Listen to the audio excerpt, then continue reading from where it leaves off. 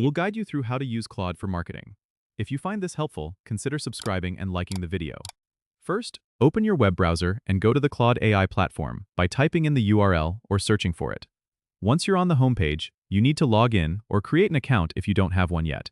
After logging in, navigate to the dashboard where you'll see various tools and options for marketing. Look for the Marketing or Content Creation section.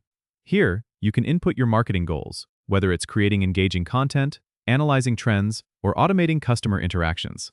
You can start by selecting the type of content you want to work on, such as blog posts, social media updates, or email campaigns.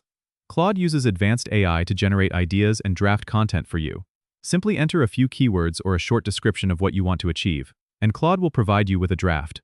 You can refine this draft by adding your personal touch or asking Claude for more options. If you're analyzing trends, use the Insights tool to look at market data and customer behavior, helping you tailor your strategies effectively. For customer interactions, you can set up automated responses using Claude's chatbot feature to ensure timely engagement with your audience. Remember to save your work frequently by clicking the save icon to avoid losing any progress. As you work, you can also access tutorials and support directly from the platform if you need further guidance.